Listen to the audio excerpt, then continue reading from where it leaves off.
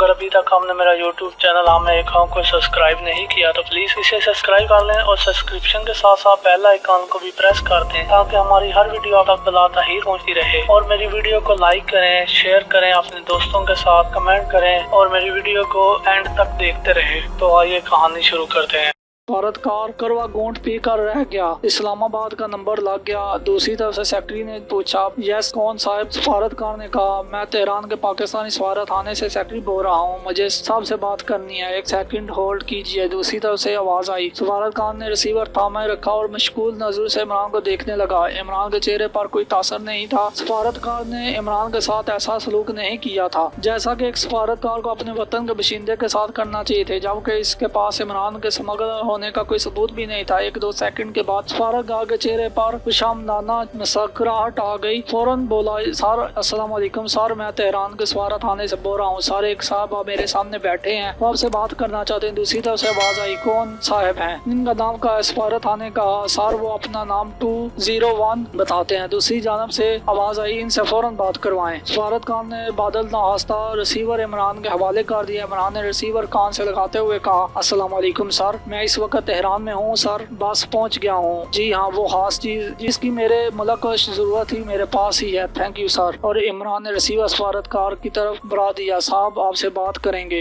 Yes sir. सफारतकार ने जल्दी से कहा, जी जी मैं समझ गया सर, जी ओके सर, बेफिक्र हैं, थैंक यू सर। सफारतकार ने रिसीवर टेलीफोन पर रख दिया और इमरान की तरफ माजरत तलब नजरों से देखते हुए कहा, आपने पहले ही बता दिया होता, बहरहाल मैं माजरत चाहूंगा, मेरे साथ तशरीफ लाए, मैं आपको सफीर साहब से मिलवाता हूँ। सफारतकार इमरान के सफीर साहब के कमरे के पास ले गया। पहले वो खुद अंदर गया और सफीर साहब को सारी बात बता दी जो इनके और इस्लामाबाद के दफ्तर हारजा के दरमियान हुई थी। सफीर साहब ने कहा, इन्हें अंदर ले आए। बाहर क्यों खड़ा किया है? असल में वो ये इमरान को नहीं बल्कि इमरान के वतन पाकिस्तान को इज्जत और एहतराम दिया जा रहा था। सफारतकार जल्दी से बाहर आकर इमरान को अपने साथ अंदर ले गया। सफीर साहब इमरान को उठकर मिले, कहने लगे, आपसे मिलकर बड़ी खुशी हुई, आपका पाकिस्तान तशरीफ ले जाना चाहते हैं? इमरान ने कहा, मेरी तरफ से मुझे आज ही भेजवा दीजिए। सफीर साहब ने कहा, अगर आपका इरादा अभी जाने का है तो मैं अभी फर्स्ट सेक्रेटरी साहब के साथ सफारती गाड़ी में आपको इस्लामाबाद भिजवा देता हूँ, लेकिन मेरा ख्याल है आप बहुत थके हुए हैं, आप आज रात सफारत का खाने में आराम फरमाइए, कल सुबह हमारे सेक्रेटरी साहब आपको इस्लामाबाद ले जाएंगे, जैसे आपकी मर्जी हो हम वैसे ही करेंगे। इमरान वैसे भी थका हुआ था, इसके कपड़े भी मैले हो चुके थे, वो इस्लामाबाद के सर्द मौसम के मुकाबले में बहुत ज्यादा गर्म थे। इनने कहा, ठीक है मैं आज रात ठहर जाता हूँ, मैं अपना लिबास भी तब्दील करना चाहूँगा। सफीर साहब ने कहा,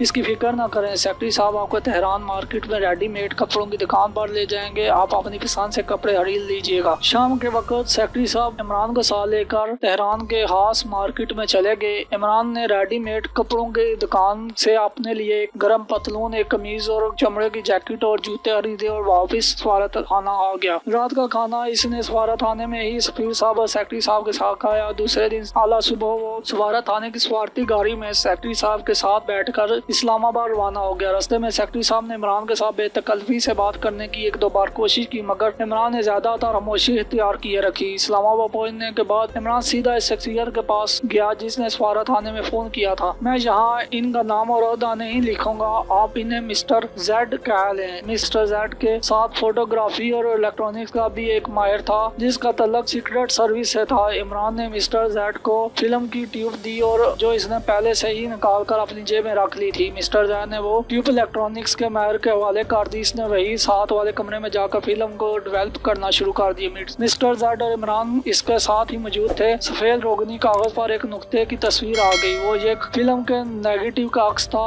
वो आस्ता आस्ता नुक्ता फैलने लगा, फैलते फैलते फुल स्केप कागज की तहरीर में तब्दील हो गया। फोटोग्राफ ने नेगेटिव को केमिकल में डालकर डेवलप किया और फोटो कॉपी निकाल कर मिस्टर जेड के हवाले कर दी। मिस्टर जेड इमरान के साथ अपने कमरे में आए, बड़े तजस्सुस और इश्तियाक के साथ फोटो कॉपी पर तहरीर अदाद शुमाल पढ़ने लगे। इमरान ने कहा, सर ये बम्बई में भारत और रूस के मबैन होने वाले जंगी माहदे के वो सही अदाद शुमाल हैं जो रूस भारत को जंगी साजो सामान की सूरत में सप्लाई करने वाला है। मिस्टर जैन ने इमरान से हाथ मिलाकर कहा, कमांडो इमरान, तुमने बिलाशुबा मुल्क की बहुत बड़ी खिदमत की है। इमरान ने कहा, सर मैंने अपनी ड्यूटी अदा की है, मैंने वो फर्ज अदा किया जो अब मेरे वतन पाकिस्तान ने मुझ पर आयद किया था और पाकिस्तान के लिए तो हम पाकिस्तान के कमांडोज अपनी जान جان بھی قربان کرنے سے دریغ نہیں کریں گے۔ جزاک اللہ جزاک اللہ۔ مسٹر زیڈ اب بے احتیاط پکار اٹھا۔ عمران نے کہا سر میرا ساتھی کمانڈر جبران بمبئی میں میرے انتظار کر رہا ہے، اس کو کچھ معلوم نہیں کہ مجھ پر کیا گزری ہے اور میں کہاں سے کہاں پہنچ چکا ہوں۔ میری درخواست ہے کہ آپ مجھے اجازت دیجیے، میں جتنی جلدی ہو سکے بمبئی اپنے ساتھی کے پاس پہنچ جاؤں اور انہیں اپنے مشن کی کامیابی کی خوشخبری سنانا چاہتا ہوں۔ مسٹر زیڈ نے کہا اس سلسلے میں ہم تمہاری کیا مدد کر سکتے ہیں، ہمیں بتاؤ۔ عمران نے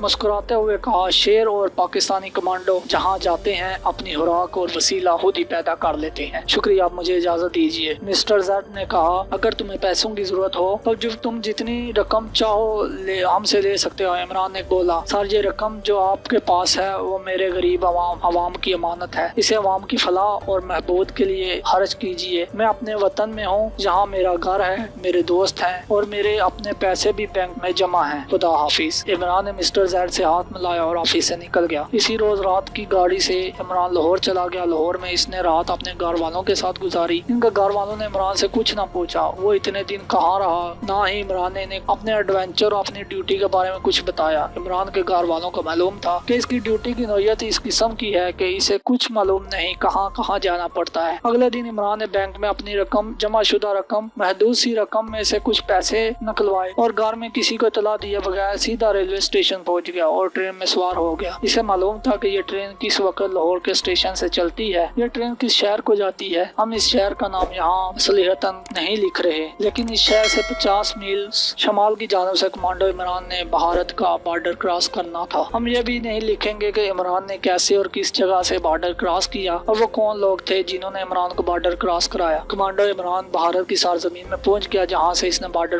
پار کیا تھا۔ وہاں سے وہ ایک گاڑی میں بیٹھا اور پورے ایک دن اور پورے ایک رات کے سفر طے کر کے مقبوضہ کشمیر پہنچ گیا، جہاں اس نے پہلی فرصت میں کشمیری مجاہدین سے ملاقات کی، جس کی زبان عمران کو معلوم ہوا کہ بھارت کارگل سیکٹر میں کسی بڑے حملے کی تیاریاں کر رہا ہے۔ کشمیری مجاہدین غفار بٹ نے اسے بتایا کہ بھارت اس دفعہ مجاہدین کے خلاف اپنی ایئر فورس استعمال کرنے کا ارادہ رکھتا ہے۔ اس نے کہا سری نگر ایئرپورٹ پر بھارت کے روسی ساتھ کے 70 بمبار طیارے اور اتنی تعداد میں لڑاکا طیارے بالکل تیار کھڑے ہیں۔ کارگل سیکٹر میں بھارت نے اپنی ایک ڈویژن فوج کے علاوہ فورس توپوں پر مشتمل ایک توپخانہ بھی لے آیا ہے، اس میں فیلڈ گن بھی ہیں اور میڈیم توپیں بھی ہیں۔ اس کی وجہ یہ ہے کہ مجاہدین نے کارگل سیکٹر میں بھارتی فوج کی 3 اہم چوکیوں پر قبضہ کر لیا ہے، جس سے بھارتی سینا کی سیاچین کی سپلائی کا راستہ بند ہو گیا ہے۔ کمانڈر عمران نے کہا اگر بھارت نے ایئر فورس استعمال کی تو ہمارے مجاہدین کو بڑا نقصان پہنچنے کا خطرہ ہے، کیونکہ ان کی پہاڑی کی ڈلوانوں پر مورچے ہیں۔ دوستو یہ تھی ہماری آج کی کہانی۔ جیسے کہ آج کی کہانی میں بہت سے ایسی چیزیں آئی جو کہ یہ شو کرتی ہیں کہ